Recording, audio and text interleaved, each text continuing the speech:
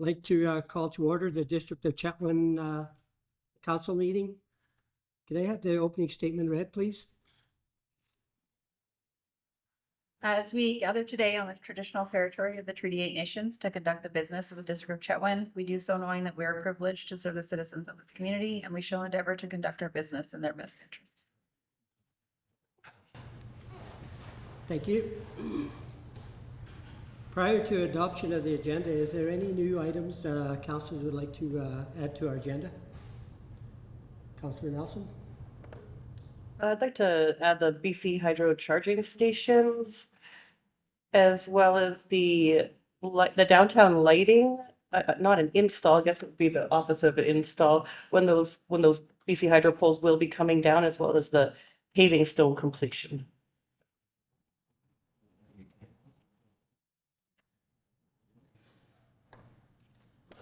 Any other items to be added to as new business? Councillor Deck?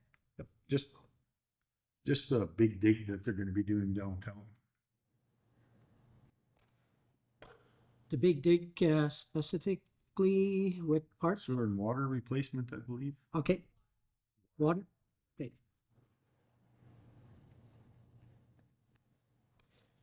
Okay, we got 3 new items with that. Any other items, councillors? Okay, good. Adoption of the agenda. Motion to adopt. Second. All those in favor? Who do we have on?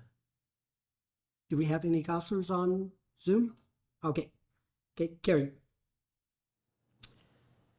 Minutes from May 21st, 2024, council meeting minutes. Motion to receive.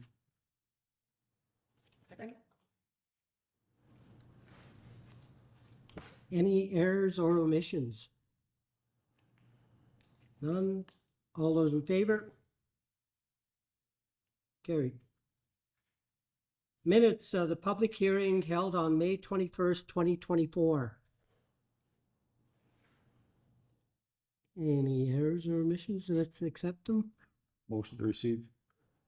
Second. Any errors or omissions? We're good. All those in favor? Carried.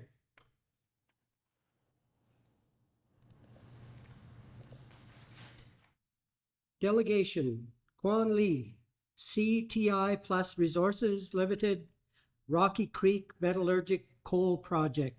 Step up to the mic, Mr. Lee, and press that circular button, and the light should come on for you. The circular button on the console. There you go. Thank you. Thank you. Uh-oh.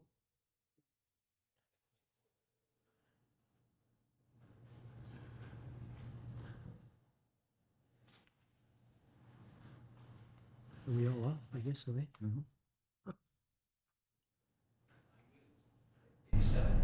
Yeah. Okay. So, thank you, Mayor, and thank you, members of the Council of District of Chetwynd. My name is Quan Li. I am the CEO of a company called CTI Plus Resources. So, I should say, welcome on board for this flight from Calgary to St. John, Northwestern, Montana, where a metallurgical coal company. We plan to open up this area about 65 kilometers south of here. Open up coal in approximately 5 to 6 years from now. So we are at the stage of finishing exploration work, and we're going to enter into environmental assessment process. So what we do is we have engaged consultants, nationwide credible environmental consultants. We have engaged engineering services company. We have started a long process of environmental assessments covering biophysical fuel and as well as cultural economic aspect. The area affected will be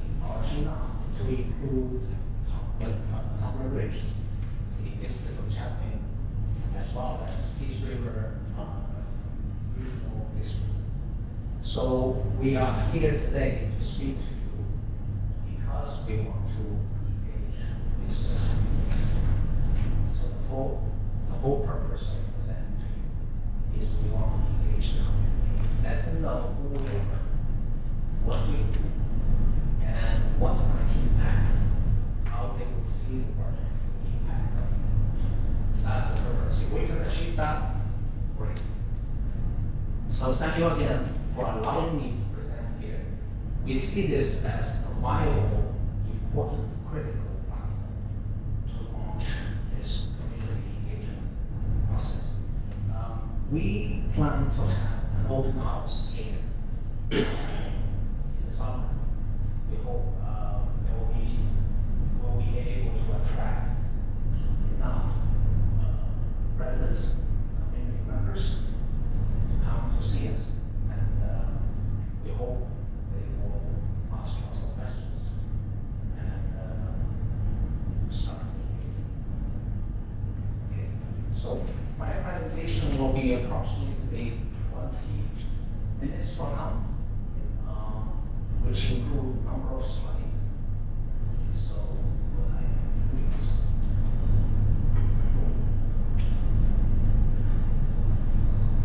so who we are? We are a Calgary-based junior metallurgical coal company. Oh, I've got to mention. The coal we're looking for is a special coal. It's for making steel. Metallurgical.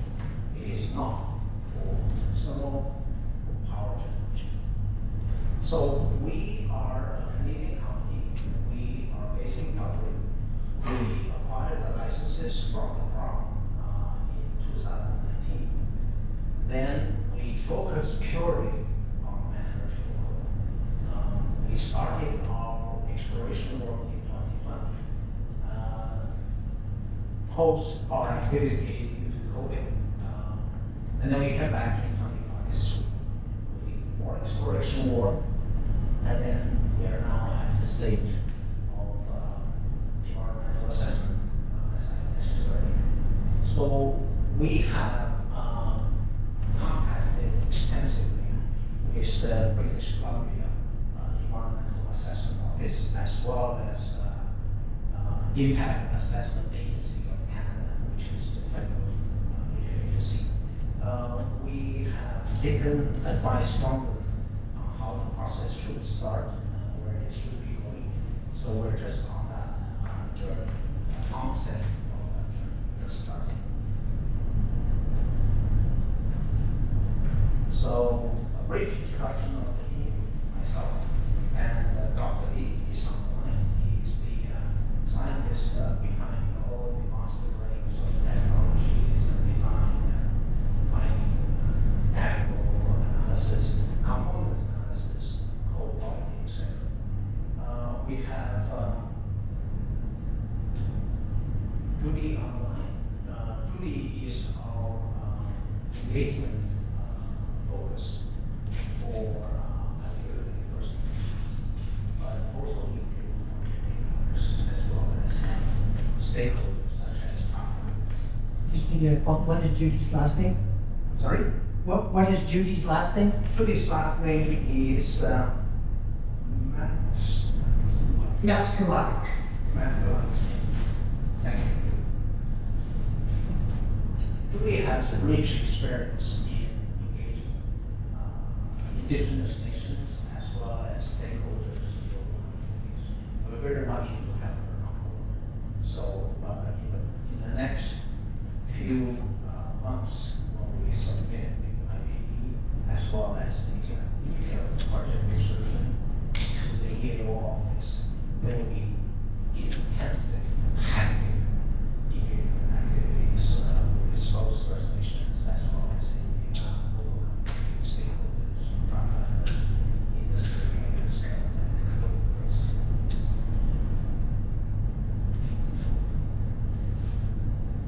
So this is what we commit. We commit to engage the indigenous nations. We believe in transparent, early, respectful, and responsive engagement. We want to have effective and meaningful engagement. So we agree to uphold all the indigenous nations' right to free, clear, and informed decision-making consent for development. We believe this is very important to us. I am CEO of the company. I lead the charge of engagement. Why do we put CEO of engagement? Because it is very important to us, very important. So after this meeting, I'm going to meet with our lake tomorrow and also on Wednesday, West Orly, which is not far from here. So we want to bring this project to environmental assessment certification. And then we want to operate it. So like it or not, we're going to see us right along in the middle. We want to be responsible. We see Chetwynd as our basis for operation. So we try to accommodate the waters here. If accommodation is enough, we'll find a way using camps and other residential buildings. We will be using a lot of local services as well. Restaurants, camps, petrol stations. So this is the role for supply water in the mountains for all kinds of services surrounding operating successfully. So that's what we see the district as. So the project location.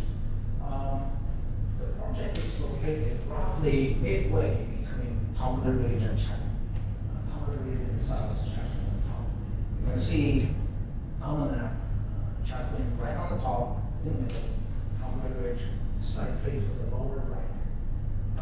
The curves that I put there underneath broad line here, right here. That's where we are. So it's an area, just if you draw a straight line, it's right in the middle of Chetwynd and Tonga Ridge, that's slightly to the west. So that's where we are. It's 65 kilometers if you travel along the highway and then onto Sapunga Road. From there, 16.7, we go to one of the blocks of our property, and 27.5, Rocky Creek, to go up there. You will find our property there. So this is roughly the area.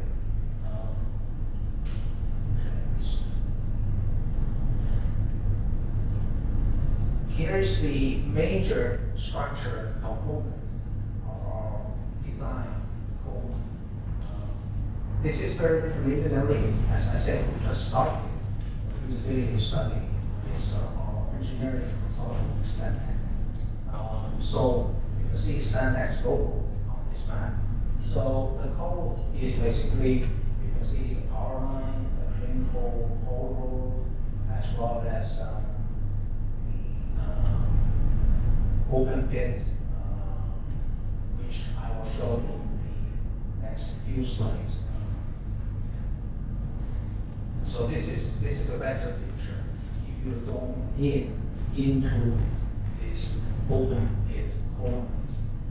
So 5 pit coal mine in the upper left corner, and only 1 open pit coal mine in the lower right corner.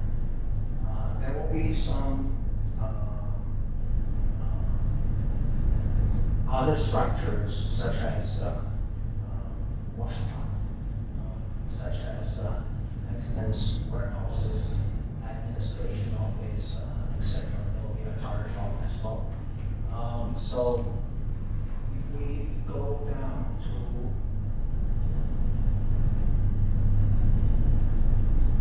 this is the northwest block. Our property is divided by Sapunga River, Burn River. So you can see here the darker zones are all open pit. The boundaries as well as the West Rock storage, as as well as compact water diversions, non-compact water. There's a sediment pond, which is to the north of the open pit mines. So the washed waters will be guided there and not released into the environment until we let it settle, then we reuse the water to wash the coal.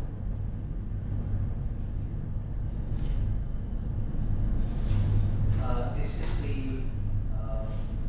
open pit mine in the southeast block, which if you go in there, only one open pit mine. Again, we have designed sediment pond where we guide the waters and where we store the west block. Here is the schedule, preliminary schedule of this coal production. Basically, it's a life of 16 years, and I have to pick when we wrap up. It's a 3 million ton per year of raw coal. But after washing, we estimated it is roughly 1.8, about 60% recovery. So that 1.6 million, 1.8 million tons per year coal will be transported along that clean coal potential in earliest line, loaded onto CN Railway and shipped to port on the west coast of Canada. We believe it should be pretty soon. We are in the process of contacting CN as well as the port. We understand that most of the coal produced here will be exported, will be for export. So Canada as a whole will stop certain coal production by 2030.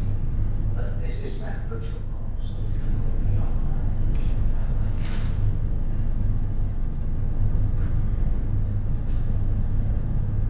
that. So this is what we have progressed so far. The work we have initiated. So starting from last year in September, baseline study has started, and we expect to complete by 2025, end of 2025. What I mean baseline study is a number of scientists, most of them biophysical specialists. They will be wandering up and down the mountains in that area, 65 kilometers from here. They'll collect existing water sample. They will set up wildlife camera. They will identify plant vegetation, special important species, as well as other vegetation. They will observe other wildlife on record, on camera. They will also analyze the type of fish in the river, pine, Sakona, as well as spark. So the work will continue. They go back there every month, sometimes quarterly, to collect samples, soil as well. So very important. So as we speak, we have the consulting firms. We have retained EDI with the whole team out there. So you probably see them every now and then in town driving their truck with the whole, and that is what they're doing. They will be staying in Chetwynd's hotel. So the feasibility study, which you cannot see because they conducted in the office at this stage by Stanton. So the feasibility study deal with the scale, the facilities, the size, the road, the strong stability of the open pit of the soil. So we'll be doing some geotechnical data analysis this summer. Stanton will be there with us this time.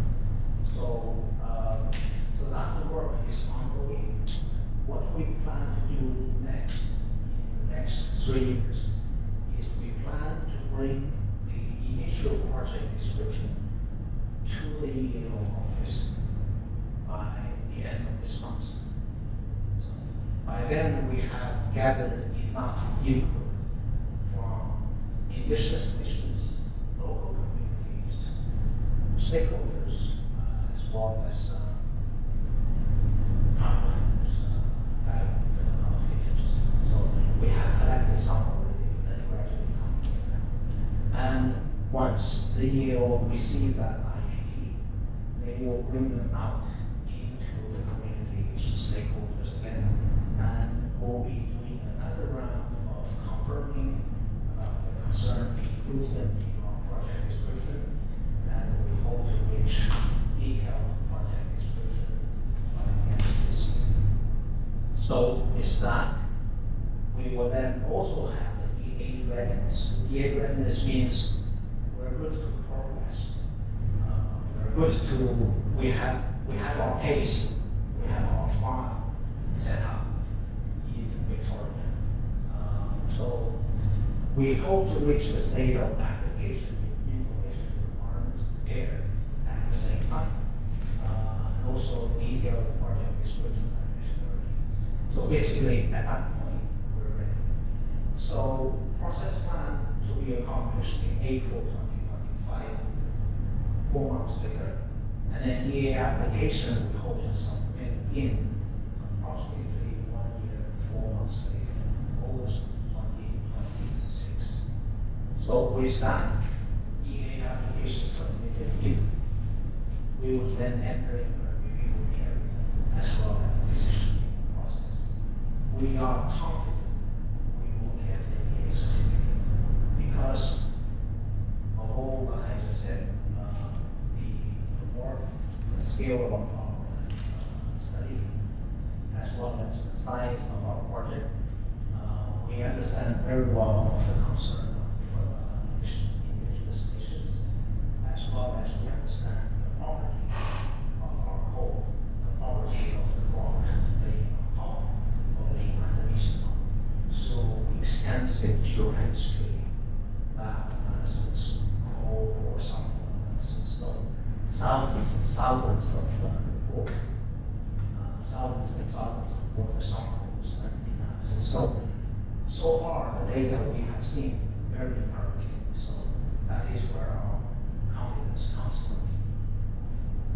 So as I said, back to why I'm here. So from now on until the end of this year, very, very intensive process, active, very important, very useful, very effective. So we hope to continue this, we hope to reach the stage of year certification. And above all, we hope everyone here support us. Thank you. Thank you, Mr. Li. It's quite a pleasure to have the CEO to come and present, which is a big thing for any small community. We like to think of ourselves as small fish in a big pond, right? And when we get a CEO to come and discuss matters with us and present to us, we're very pleased with that. I just have a quick couple of questions before I give it out to my colleagues here, if you don't mind. I just want to know why Northeast BC? Is it because the quality of the coal? Yes, the deposit of metallurgical coal in Northeast BC is phenomenal. And in particular, the Rocky Creek area is among one of the best deposits of metallurgical coal. It's basically very flat layers, although they are saturated on top of the hills. Everywhere you look at it, we are basically chopping off the top of the hill. That is very but the coal underneath there into coal, they cannot generate compound and harm the environment. Here, they don't. And then the structure is very simple. It's predictable, it's a simple structure, it's low cost to get them out. And then make the reclamation work, put everything back, grow trees and grass, make it easy as well. So we are lucky, very, very lucky in that sense. And one of the other things with the Sakonka Road transportation, right? Because we have one in there right now, a coal mine in there, and the transportation on that road is controlled road, radio controlled, right? So do you have a basic plan to go in there and do the same thing as what they're doing now? Because Yes. The process is we need to go through the environmental assessment first. Right after that, overlapping like about a few months, we're entering into permitting requirement stage. So transportation, very important, as well as other permitting as well. So at that point, we'll be addressing. And previously, before that, before we reach that stage, we'll be doing some engineering study of all the road. Part of the note is, do they need maintenance work? The plant along the whole road, the wildlife, they be affected or not? That work is currently ongoing. and one of the things that we have too is we have housing that we need to be able to discuss. Maybe we will. I'll get our CAO Steve to get you in touch with our economic developer, so that we could discuss the housing factor. Because if it does go through, we have to be prepared to house a few people in our community, so that we could make sure that we're not overburdened with lack of housing. So that's one of the big things that happens in a small community where the housing is a factor. I'll leave it at that on my part, but I'll open it up to councillors if they have any questions. Julia? Thank you for your presentations. Very exciting new project for our area. As you know, we love coal mining in the Northeast. Yeah. My big question is, how many people are you forecasting that you're going to be employing? In production stage, about 260. Thank you. And I'm looking at the notes that you provided. Do you forecast that you'll be in production in 2028? 2028 will be starting construction. It normally takes about 2 years to construct. So my prediction is earliest is 2030 we will be in production. Okay, and coal haul is always a big question when we're having trucks on the highways and the back roads. Where do you believe that your rail loadout is going to be located? At the end of Hustler Creek, Forest Service Road, the next thing we're going to do, part of the feasibility study by Senate, is to study that road, to see if we can build that road or need to build that road into a wider, and how we control dust. Because two truck drivers came to me and said our traffic zones are just along that FSR. So we need to address that issue as well. Approximately 36 kilometers from our site, one yard tunnels. At the end, there's, I believe, Highway 97, and there is a flat area, it's called Hustler Flat. Hassler? Yeah. Hassler, yeah. Yeah. And then that's where we plan to have circle or load out. So the truck will get in there. Approximately 30 trucks. So it's quite a bit of traffic, yes. Yeah, that's a very good question. Thank you, and you clearly have studied the geography and understand the area, so it's good, thank you. Councillor Whitfield? Mine kind of tacks on to Councillor Nelson's question about the staffing positions. Do you intend to hire locally for the positions? That's our focus. We would like to hire as much as possible locally. It is our intention to engage the community and indigenous nation. One thing we hear often, time after time, is deployment. So we get that loud and clear, and we have already promised we will include that in our project description. That is what we have. Any other questions, councillors? I do have one for Dr. Li. Doctor, are you on? he's on, he can hear us. If you turn your mic off, you can probably. Dr. Lee, I got a question. Have you visited the area in the Peace Northeast region of BC?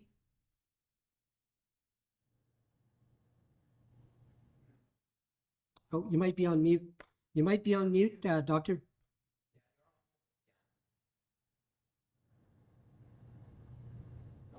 Yes, I was in the 2020 tuning program. We last about 3 months there, and also 2020 street tuning program, and quite familiar with those areas around, in and around the property. Okay, thank you. And one for Judy, I guess. How far along are you with speaking with the Indigenous people? I know CEO Lee said he's heading out to West Moberly and Soto. How far along have you been in the area to discuss any of these, or are you going with CEO Lee? Thank you for the question. No, on this trip I will not be going, but my colleague, Mr. Nathan Hamel, he's been doing extensive consultation and engagement with the Treaty 8, and particularly the Soto, West Moberly, and the Canadian Band, as well as Southway River. So I won't be on this trip, but I will be engaged with them very soon. I will be on a virtual call on Wednesday when Mr. Lee's. I've worked with the Treaty 8 for about 12 years now, and then I was also on your education committee in the Fort St. John office as a board member, just assisting with education. And as Mr. Lee said, it's so critical and important that we include employment and training opportunities in this project. Thank you. Any other questions or comments? If not, Quan, it'd be great to have you here. Yep.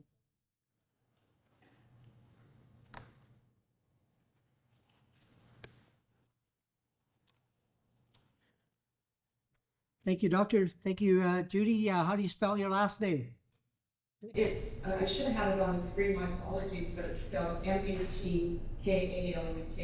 Actually, it's my father's name, and I kept my father's name, and now it's originality of it, it's Polish. Excellent. Okay, thank you for the presentation. We will continue with our meeting. Thank you.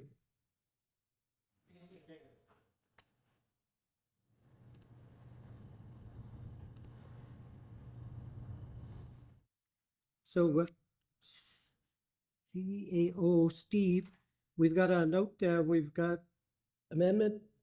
We will be going down to RA1 for the bylaw.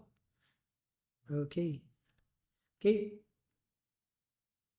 Continuing on, committee reports and liaison reports. I believe I have one. If any other council member has a report, Councillor Deck. Just have a quick report on the senior citizens housing. The Little Prairie Haven facility is full at this point, and there's a couple of spots available at Solaris Place, and Northern Health is renting now a more of a respite room where people can come in and they get a little more help than is normally there, but it's from public health nurses and so on. That's it. Okay. Any other reports? Okay. Question. Go ahead. Go ahead, Councillor Nelson. Councillor Deck, when you say they're renting it, are they renting a room out at Solaris Place? Yes, they actually rent a couple of them out, but this one's a little more advanced for people that are coming out of the hospital and then kind of need a bit of a transition before they return. If I'm not mistaken, that's what it's all about. Thanks. Okay. Mayor's report. I guess I should say because I'm Canadian. Tats, and how are you guys? On May 13th and to the 16th, I attended North Central Local Government Association, bringing local governments and area directors together. There was a total of 43 members consisting of 32 local governments, 4 First Nations, 7 regional districts. All local government members can be found on the North Central Local Government Association website. This was held in Smithers, BC. The week started off with a presentation of chainsaw carving titled The Lionfish, which our councillors and mayor presented to Smithers Council and mayor. The occasion was very exciting. This was my first participation in the presenting of a chainsaw carving to another community.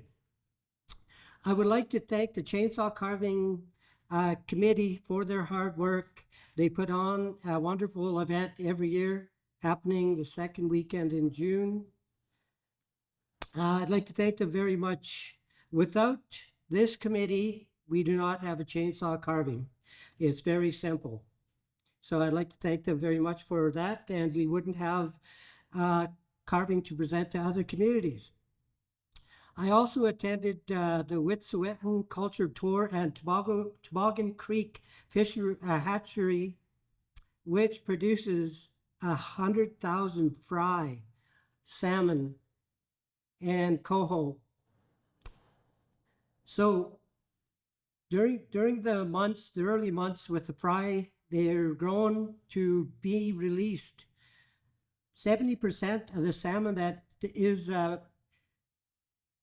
raised in the hatchery become adults, not like natural. They're about 20 to 30% which survive in the natural lakes and streams. The Toboggan Creek Hatchery is a nonprofit organization, and it's been in place since 1995, which is quite impressive for a nonprofit to put up 100,000. Well, I don't believe they put up 100,000 every year, but to the point when we were there, they had put out 100,000 that year and in 2023. So they're going to probably produce another 100,000 this year. So that's 70,000 fish that will go into our streams, the salmon. So that's quite impressive. We also stopped at the Wet'suwet'en.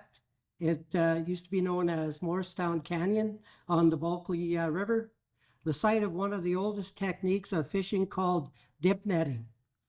Now, this system has been used for thousands of years. Dip netting is deeply rooted in the cultural practice of First Nations communities along the river. It involves using nets attached to a long pole to capture salmon during the upstream migration for spawning. So they weren't there at the time, but to get that close to the raging river, they had to be quite brave, I guess, but it was quite impressive, the Bulkley River there with that, the falls and the rapids that were going through there.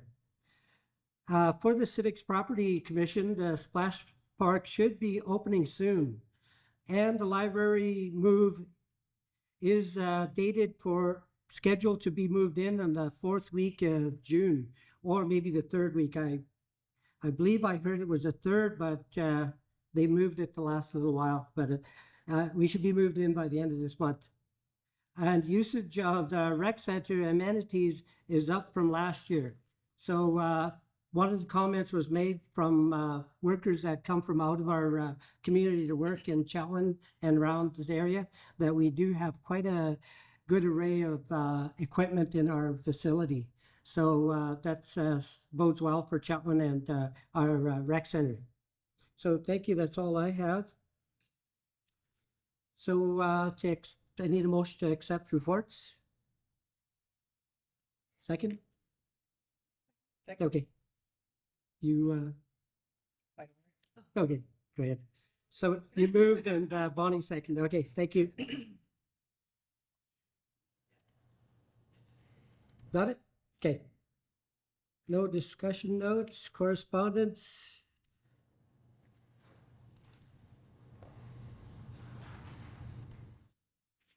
Letter from the Minister of Public Safety and Solicitor General dated May 13th, 2024.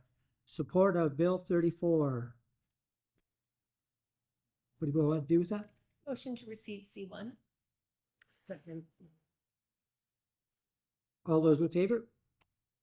Carried. From information items, is there anything that we need to pull to discuss? Yeah, I had something. Okay, go ahead, Councillor Nelson. What number? I'd like to pull information item I1, please. Okay. I1 is pulled. Any others? Councillor Deck? Motion to receive I8 or I2 to I9. Second. All those in favor? Carried. Councillor Nelson? Okay, one moment here. Okay.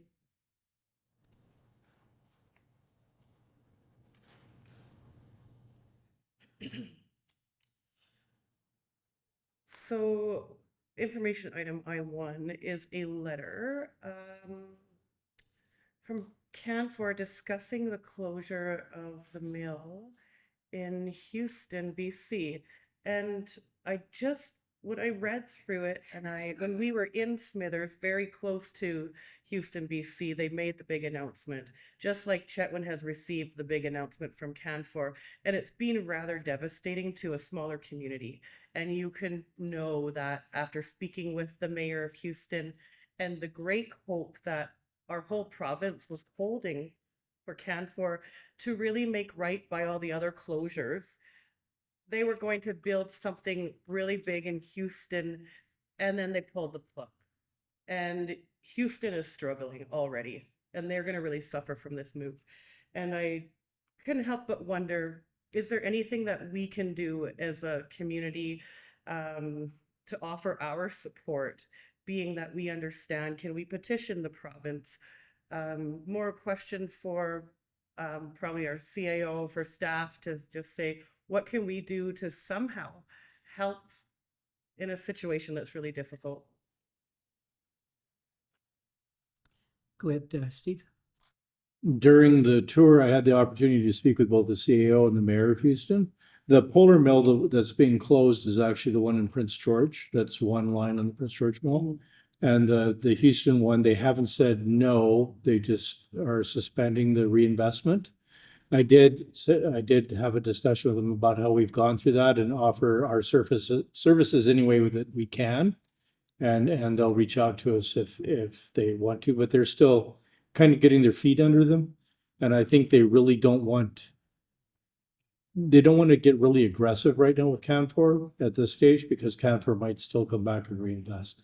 But they did thank me for offering to help any way that we could.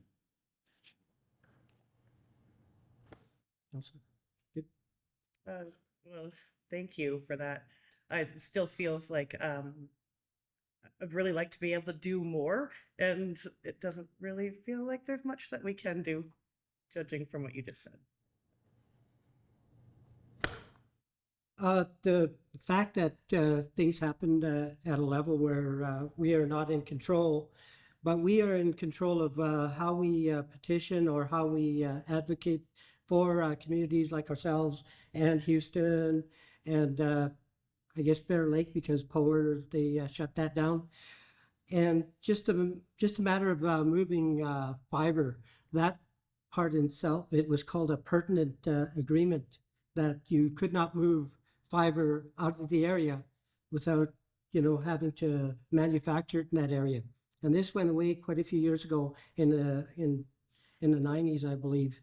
And we can, as a community, send letters, talk to the Forest Minister, and advocate for that, and for our own West Fraser Mill. because we have a tree farm license that's held by Canfor, and they're sending the timber to Fort St. John. And that, in anybody's mind, is not right, because we had a manufacturing mill here go down because they didn't figure the fiber was accessible or too expensive. So we can do stuff. I believe we should. We should be obligated to advocate for others, because we are there, and we need to be able to advocate for West Fraser and making sure that they have enough fiber. If we don't, then West Fraser goes away, and then the Canfor mill in Houston completely shuts down, and they continue to do exactly what they've been doing in BC, and that's Canfor shutting down their operations to move out of the country and move to another province, that specifically Alberta and Louisiana for the States. That's where they've moved their place. We're going to have to buy 2x4s from Alberta, and then we're going to have to buy other 2x4s and 2x6s from Louisiana. So this isn't right. In our province, we have abundance of fiber that we can't access because of policy from our government. So we need to be able to advocate that and tell them that. Go ahead, Councillor. I do believe it's policy and permitting time that's really causing big obstacles for these larger forestry companies. And I would like to see our mayor and council send a letter to the province and make a statement that we'd like to see these policies shifted a little bit more quickly. I know when I was in Prince George last year, Premier Eby said, you know, we are going to do our best to get permits out more quickly. And I haven't heard that from any of the forestry people that that's actually happening. So I guess I'm going to make a motion here that we do send a letter to the province and to the Ministry of Forests. Unless we've already done this, Steve, I'll give it to you. Go ahead, CA. If I might make a couple suggestions. Suggestion one is the letter's a great idea. We can do kind of a blanket one on the scope of forestry in general. I did meet with forestry representatives locally here last week, and they were saying that the permitting, they're still making headway in the permitting issue, and they understand that it is an issue, and they're feeling like they're going to come around a corner fairly soon, is how they feel about it. We wouldn't have seen any progress yet because it's all in back rooms. It's all building relationships between Indigenous folks and the forestry, right? The other suggestion that I'd make is we're putting in a request to meet with Minister Ralston at UBCM, and that would be a really good opportunity for mayor and council to have this conversation directly with the minister and look him in the eye. And I'm more than happy to write a letter, and more than happy to put that into our meeting request that we'd like to discuss that. Thank you. I think that will go a long ways. Go ahead, Councillor Dick. We may want to review the several conversations we've had with Mr. Ralston and maybe take a different angle at it or something, because it seemed like we were talking to a post every time we spoke to him.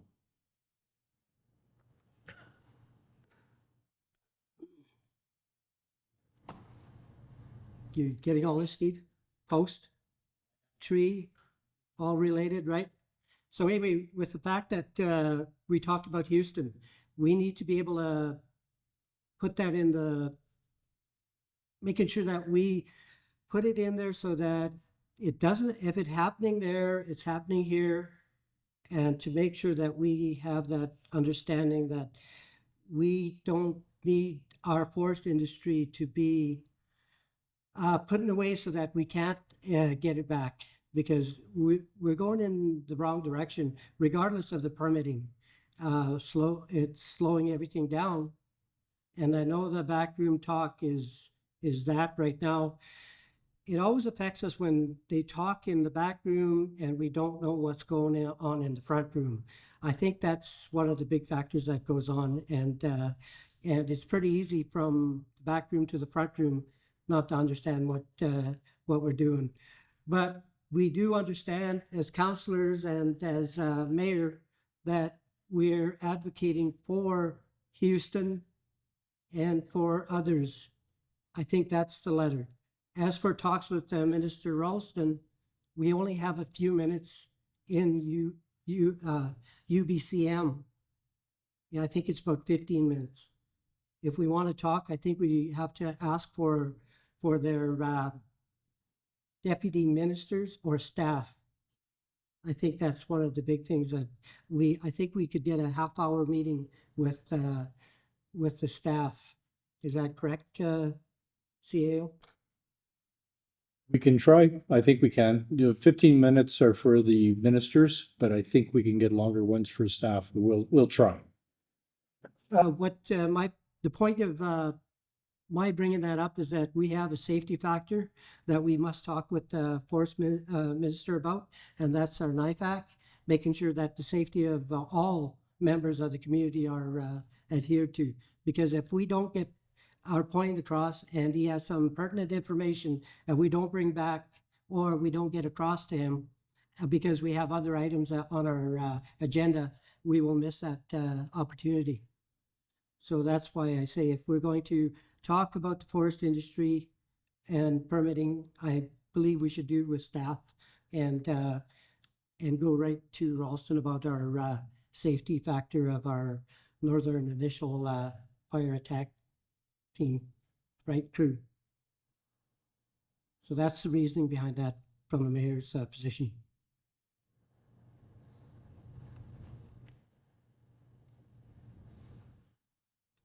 So I heard Councillor Nelson wanted to make a motion of any sort on this matter. It's gotten a little convoluted after the motion, but I'd like to have our staff compose a letter from mayor and council to the province, speaking about the struggles that not just our community is experiencing, but other communities in British Columbia, and discuss the issues at hand, being slow permitting, and I think that's the end of my motion. Any more discussion on? Go ahead, Councillor. I mean, CAO. We still need a seconder for this motion. Go ahead. Oh, sorry, missed it. Okay. I was so writing. quick. All those in favor? Carried.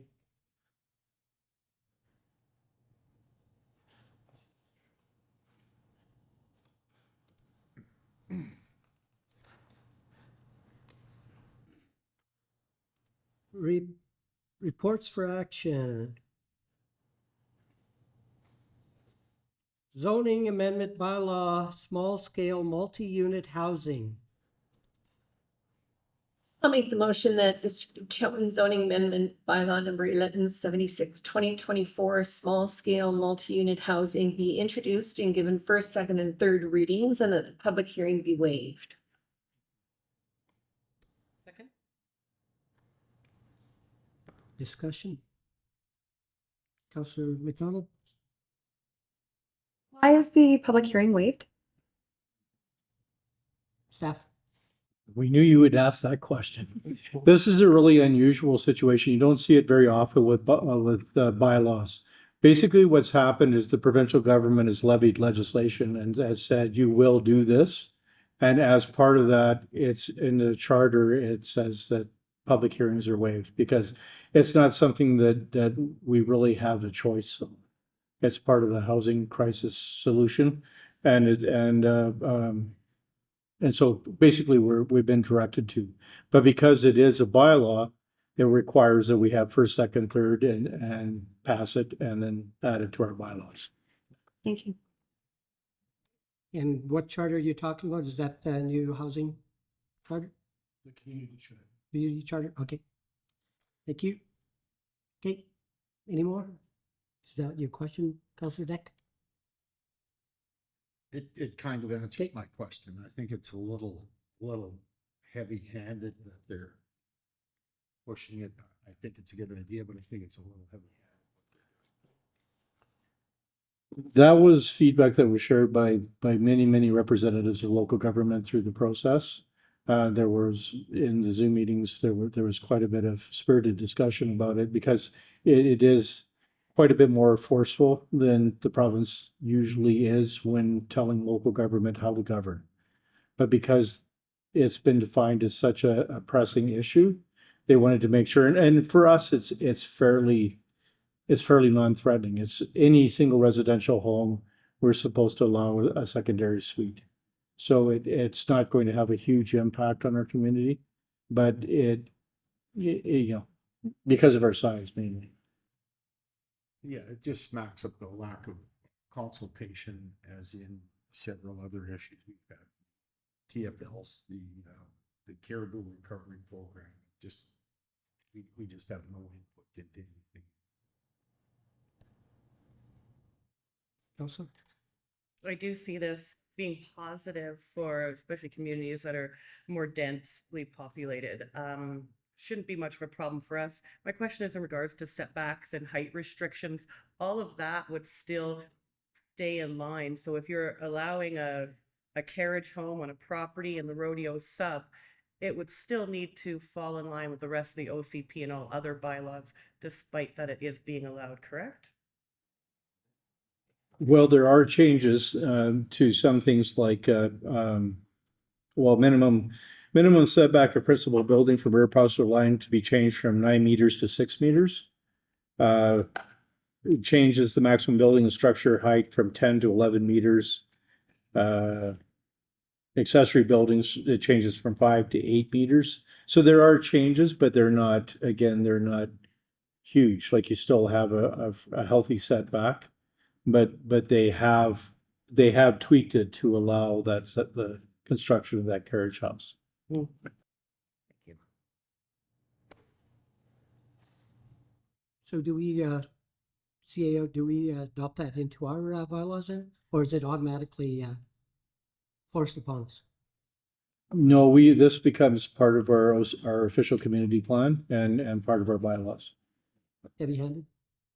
No. That was Councillor Dex. Yeah.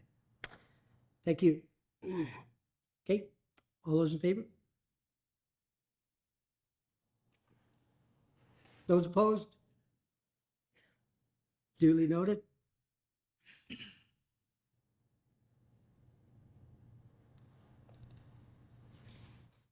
RA2, 51st Way Southwest Water Main Replacement Contract awarded. Make the motion that council award the 51 Way Southwest Water Main Replacement Contract to Parallel Projects Incorporated in the amount of $487,356.90, excluding GST, and that the 2024 capital plan be amended accordingly. Discussion on it? Is everything included with that?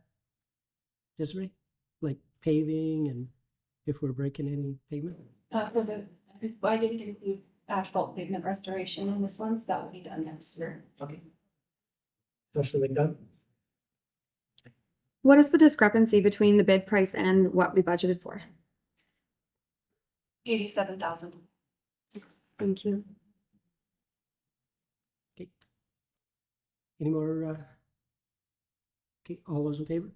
Did you have one? I Councillor did. Nelson? Okay, go ahead. I just think it's really important that the report that's being presented to us, that people in the gallery understand that while the tendered price for this project was higher than the original budget amount, the overall budget presented in the 2024 capital plan will not be exceeded as other tendered projects have come in lower than estimated as presented by head of engineering.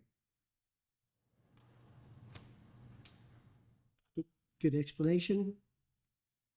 All those in favor? Carried.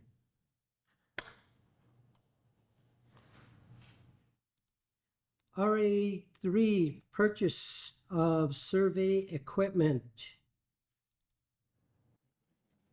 I'll make the motion that council approve the purchase of the above noted survey equipment from Cancel in the amount of $43,107.09 plus GST, and that the 2024 capital plan be amended accordingly.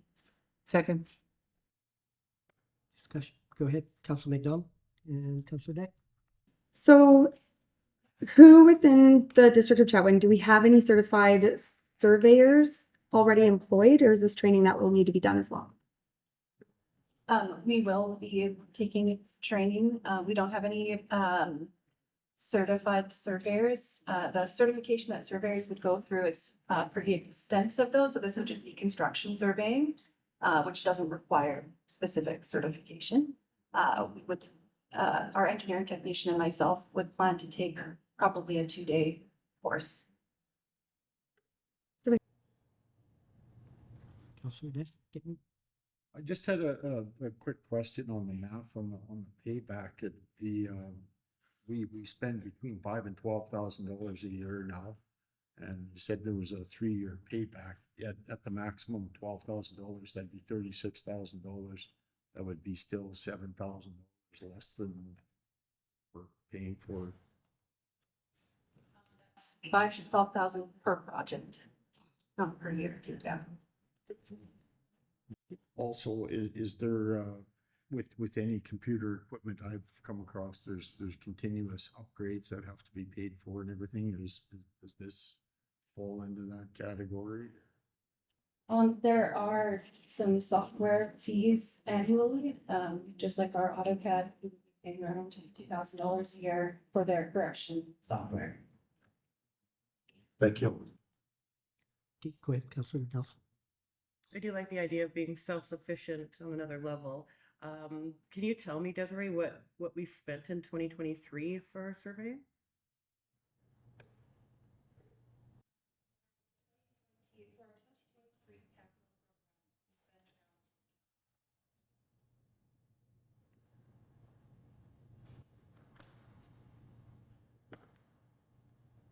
Any more discussion on it? Okay, all those in favor?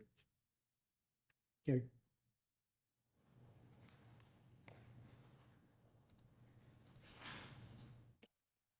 RA4, Deputy Fire Chief position.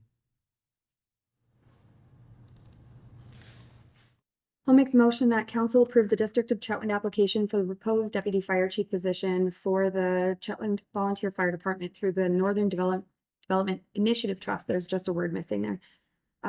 Northern Health Communities Fund. Any second? Okay, Bonnie, okay. Discussion on it?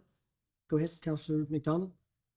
Just need a little bit of clarification on the funding payout if successful. So it says to a max of $300,000 with $100,000 per year. So this would be a term of 3 years for this position. And then, is that correct? Yes, it would start out at 3 years, and then there's a renewal of 3 years for an additional 3 years. It's hard, obviously, to project if it'll go past 6 years, but at this point in time, it would look solid for 6. Thank you. Good, Councilor Nelson. So I know our fire department can use as much support as possible, being that fire is a hot topic, especially this day and age. And 90% coverage for that kind of support is substantial. My concern is because everybody else's volunteer is pulling, and we've always had just that one paid position, is pulling another person into that paid position, going to ruffle feathers and upset the rest of our volunteers, which is really the bulk of the people who are doing the work and the people that I'm most concerned about. Good, good stuff. This is, I think the volunteers mostly support this idea.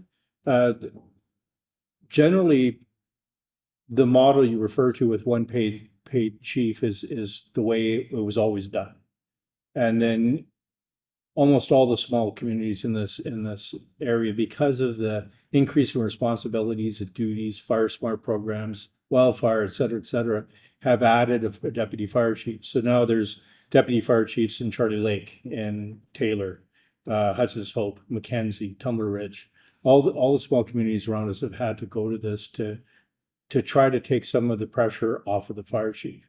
There's nothing saying that one of the volunteers would not be able to apply for and take a run at being the deputy fire chief. It would be an open posted position like any other position. The fire chief is fairly clear in saying that to do the job effectively, it's too much for one person anymore because it's grown.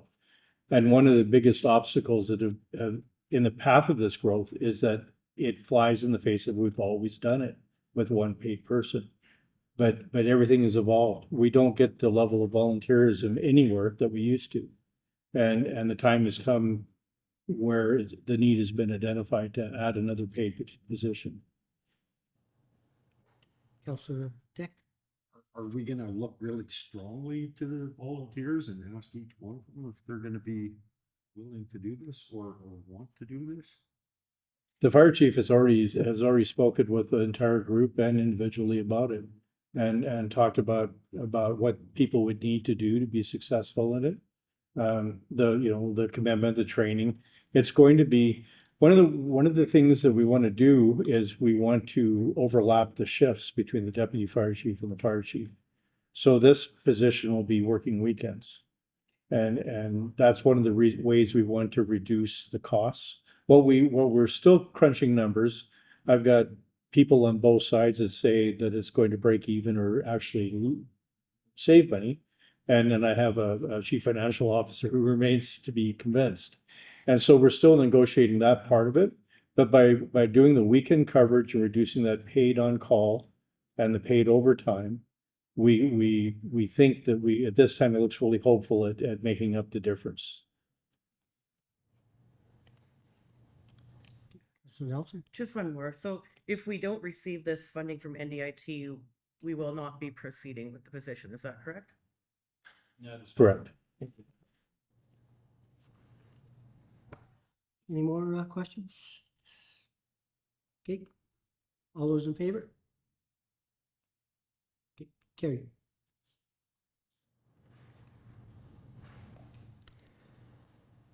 RA5, purchase of a 200 kilowatt diesel standby generator for sewer lift station. I'll make that recommendation that council authorize staff to proceed with the purchase of a new standby generator from Cullen Diesel Power Limited in the amount of $81,666 plus applicable taxes. Any second? Second. Jen? Okay. Discussion? Go ahead, Councillor Ward. Is this to replace one? Yes, this is to replace it. It's part of the main sewer lift station upgrades project, so. Okay. Go ahead, Councillor. And I just need to point out that the financial implications to this project is that it's 100% grant funded. So despite the fact that nearly $82,000 may sound like a lot, I'm assuming that Desiree has applied for this grant and been successful. Good job. Yeah, and used equipment. What do we do with that? This way? The used equipment, we haven't discussed actually. Thank you. Thank you. All those in favor? Carried. RA6, Union of BC Municipalities Convention Registration. Sure, I'll motion that all members of council be authorized, members of council and mayor, I'm assuming, to be authorized to be registered for the Union of BC Municipalities Convention to be held in Vancouver, BC, September 16 through 2024. Second. Discussion on it? All those in favor? Carried. Thanks for including me.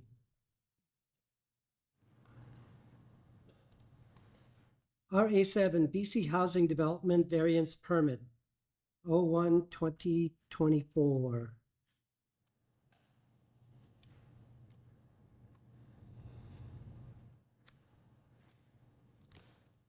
I'll make the motion that Pursuant to Section 498 of the Local Government Act, RS 2015, Council of the District of Chetwynd give notice that it will be receiving an application from the BC Housing to construct a two-car garage with variance as set out in the report dated May 29th, 2024.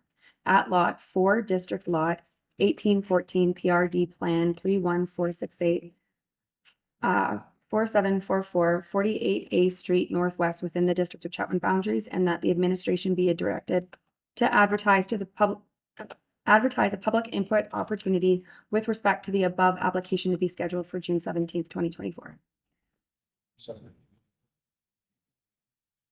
Okay, discussion on it? Go ahead, Councillor McDonald.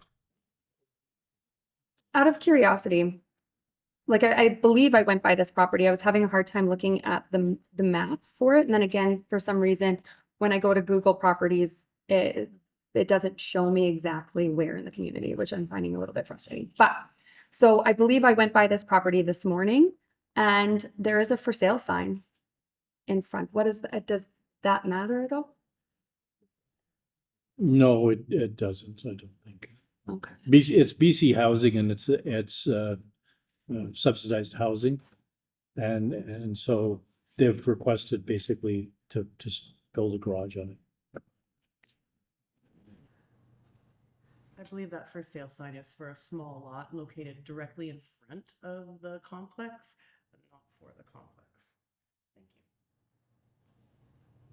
you. Okay. Any more discussion? All those in favor? Carried.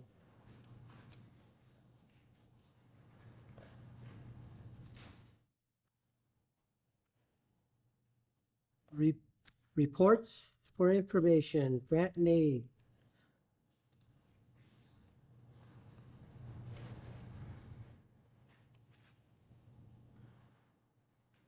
Recommendation. Motion to receive report for grant and aid.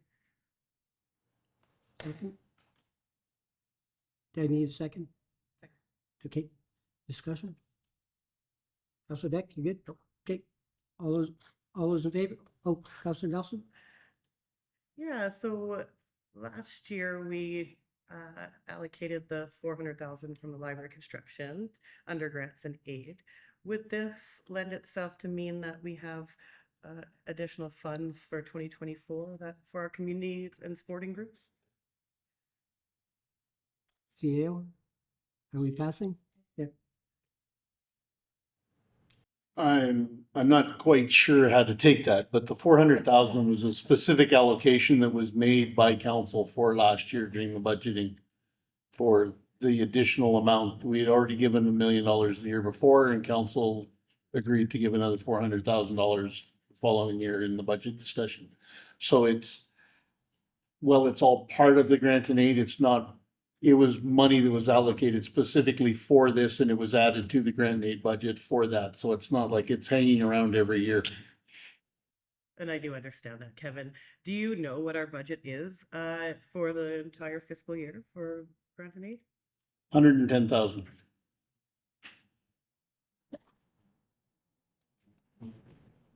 Did we exceed that yet? We're at 60. 63? Haven't exceeded it yet, but Have we ever? I don't believe so. So we have to get out there and get people to use that up, right? CAO? We always encourage interested community groups to make the application for this grant and aid. Good answer. Okay. All those in favor? Carried. Accounts. April accounts payable. Checklist. Make the recommendation that the check register for the month of April 2024 totaling $602,272.34 be received. Councillor McDonald, second question? Okay, go ahead. So for the Receiver General for Canada for 49,846, I did look it up a little bit. What exactly do we get for that aside from? We don't receive anything for that. That's our payroll and taxes, CPP, EI, all of that for all of our employees. Thank you. Any more questions? Okay, all those in favor? Carried. New business. Councillor Nelson. Yeah, some questions that have come up from the public more recently, and myself as being a business person operating in our beautiful downtown, is I would really like to know, I actually helped a friend move a large package today, and she stepped in the hole right where there should have been paving stones around the new beautiful lights that we've installed. And I'd like to know when those paving stones are slated to be completed, and also when BC Hydro is going to come and remove their poles, so we can actually really take advantage of the beauty of these beautiful lights that we installed. Yeah, first and foremost, safety, right? So if we address that, Desiree? I wasn't actually aware that there were still paving stones that were misplaced, so I'll have to go and. And I may have misspoken, it could be asphalt surrounding the base of those lights. I think that makes a bit more sense. So the whole roadway is going to be repaved this summer after the completion of the water main upgrade project. The water main upgrade project is scheduled to start beginning of July or end of June. I just met with the contractor last Thursday to discuss scheduling. And so once that is complete, I mean, we could have patched those areas last winter, but it's quite expensive even to patch. You know, we would have been looking at least $20,000, $30,000, and then we're just coming and removing the pavement and repaving this year. So that's why that decision was made. As far as when BC Hydro will be removing their wooden poles, we put in the request to BC Hydro in either middle to end of December or early January. It's been a few months. And we just received word that they had the work assigned. We have not received a schedule for when it will be completed just yet. Thank you. So, thank you. Desiree, for the safety factor, maybe some gravel, or if you don't mind, can you send somebody or yourself to go and check, making sure that they're not too deep, or for that somebody not going to slip and hurt themselves? Yes, I will definitely locate that. As for BC Hydro taking the poles, can we lease that property to them? No? Okay. Anyway. One more, Julia? Yes, the BC Hydro charging stations, which we have decided to have installed for the electric vehicles in our area. I thought that they were actually being installed over the last while, but it looks to me like that didn't actually happen. So I'm curious about what BC Hydro has to say and if we have an update on that. You? Yeah, so they were working on that project, and what they did in our parking lot, that was just some pre-work that needed to be done before they can come back and finish installing the stations.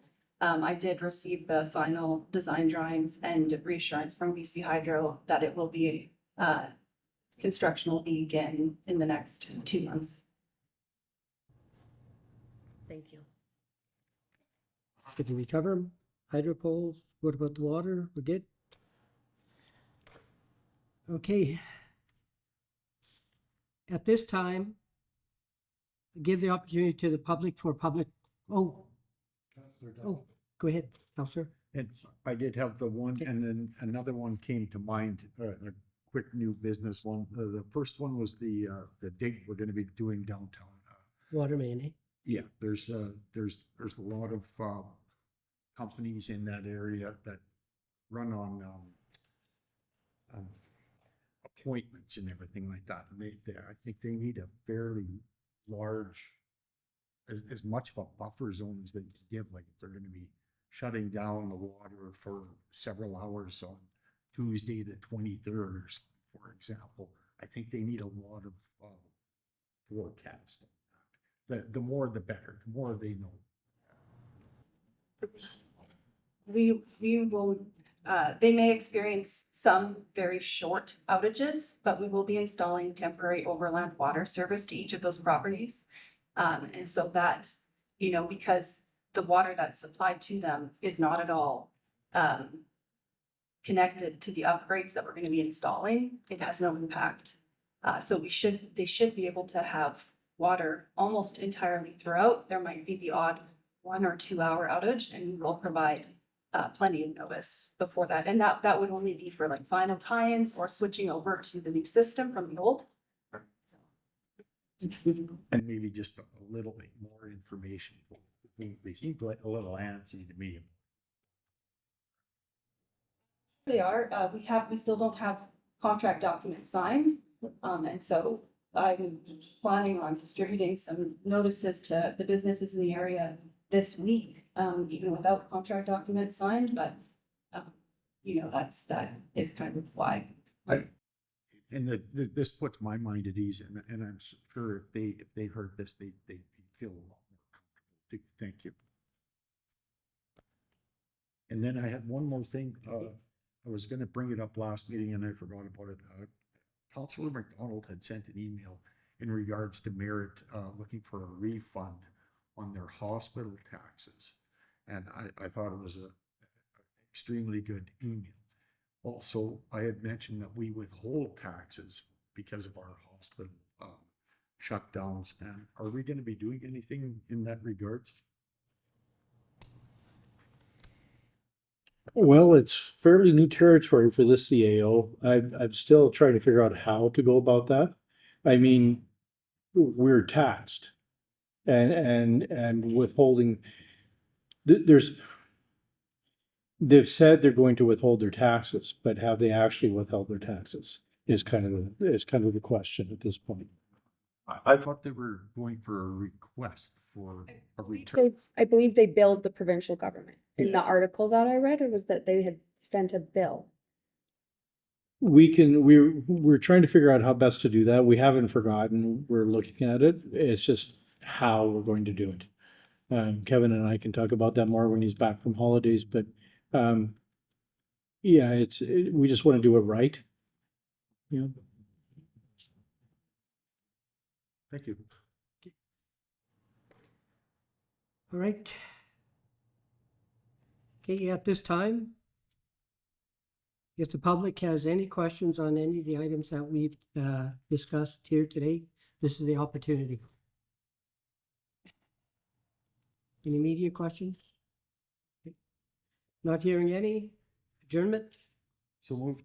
Second. Carried.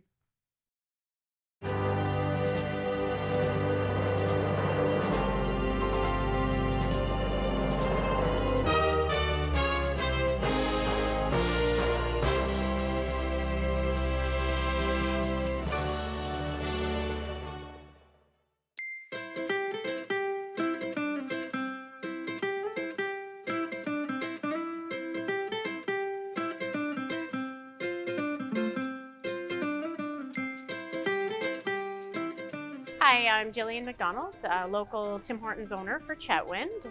And it's camp day, and all of our proceeds from hot and iced coffee go to the Tim's Foundation camps. At the restaurants locally, we're doing a bunch of different incentives.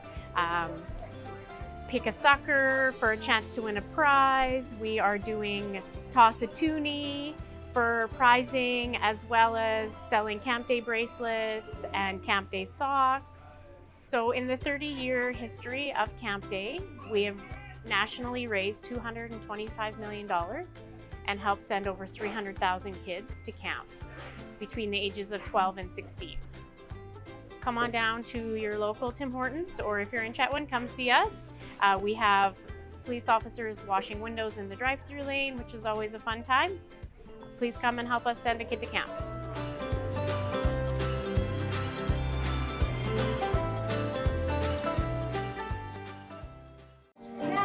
Hanging on the wall, way up high. Panties range in color and size. Oh, bargain shop Bargain shop pennies! Bargain shop pennies. Bargain shop pennies! So lovely, so divine. I buy 'em all the time. My bargain shop pennies. Now I like how they look, and I like how they feel. I bet you $1 I'll get one heck of a deal. Oh, bargain shop pennies. Bargain shop pennies! Oh, bargain shop pennies. Bargain shop pennies! So lovely, so divine. But I buy 'em all the time. My bargain shop pennies. Let me look around.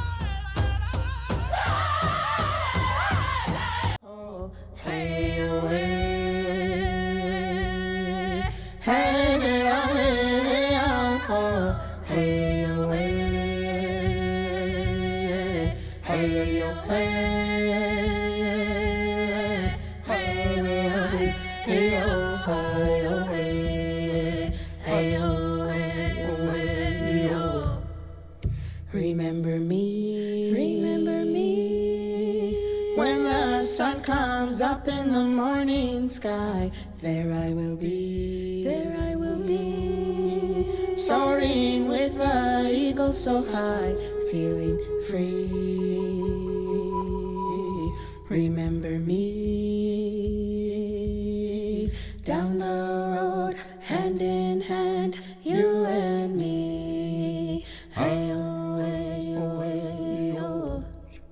Hey-lo, hey, hey, hey, hey, hey, hey,